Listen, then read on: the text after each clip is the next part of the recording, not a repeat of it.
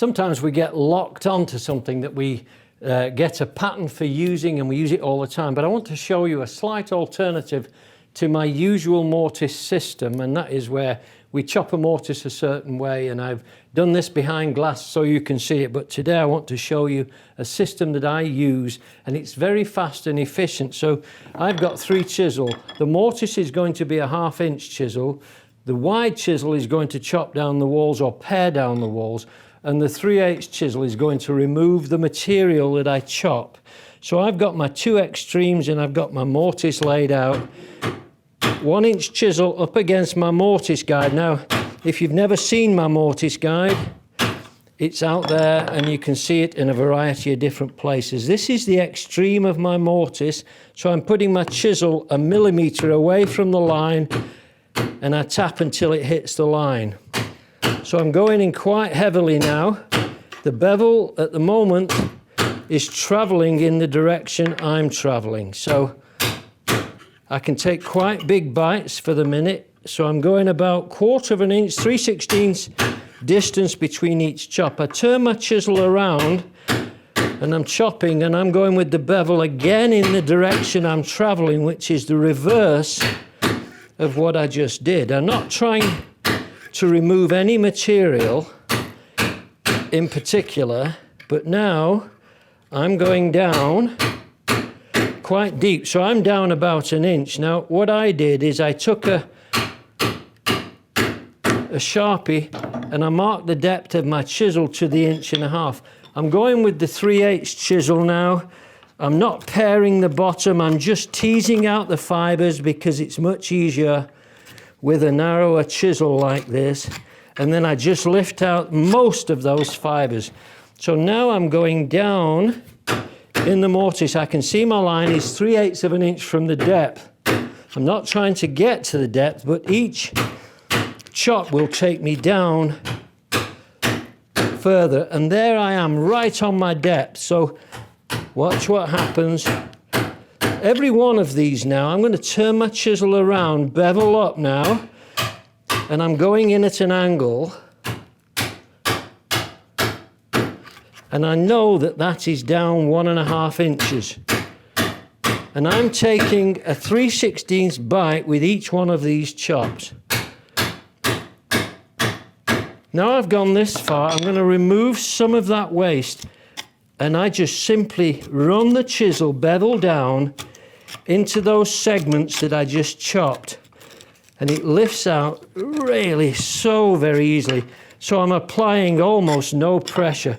I'm going to go down the face of the mortise now with my 1 inch chisel, keeping it against my guide, and then chopping way down at the bottom. Go back in with my 3/8 chisel just to take out that waste wood. I turn around again. So now I've got my chisel right tight in at the corner, and I pull the chisel against the fence and lever away.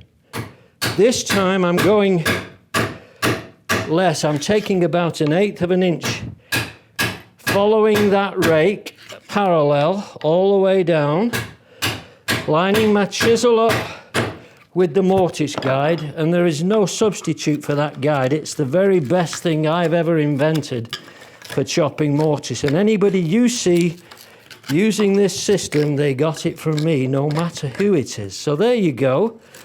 I'm going down the face again here like this, just a pear cut, and I'm going to move my mortise guide over.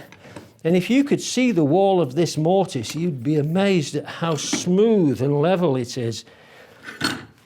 I would say it almost looks like a machine did it, except even a machine doesn't get what I've got. So here, bevel up again, following that rake and levering away from the cut. I want you to look at my hand, my right hand, which is the one that has the hammer in it, because what I want you to see is the position of my hand. Can you see how I'm holding it? Not like this, not down here. Hold it tight up and just let the head swing at it. So it's kind of flexing in my fingers.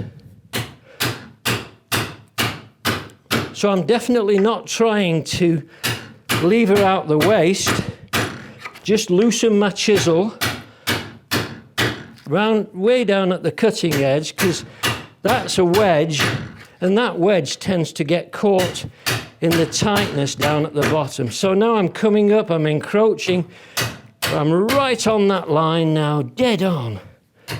And now I'm going to straighten up the end, just like this. So I am down almost to my mortise, going in with the chisel. Watch this. So I've got the bevel down and I slide into the cut. Look at this, how much I can remove. Now I know some of you are going to say, that's pine. Well, let me tell you, it's exactly the same in oak, in walnut, in cherry, in maple. It does exactly the same as I'm doing here. It's no different. The wood makes no difference to me. These systems work. So we're going to test ourselves and see how we are for depth. I'm about 1/8 of an inch. I'm dead on 1.5 inches. So I just have a little bit, and I think once I clean out this material from inside here, I will be my 1.5 inches deep. And you saw me traverse in one pass from one end to the other in a very short time. So yes, knots will make a difference. I have a knot right down here at this bottom corner, and that has made a difference, but not much. So there we go. There we've got a nice clean mortise, and the walls are nice and clean, and we're down to depth. There's my 1.5 inches. So I'm down all the way along, and there it is, nice, crisp, clean mortise, not very long. What a dynamic way to cut it.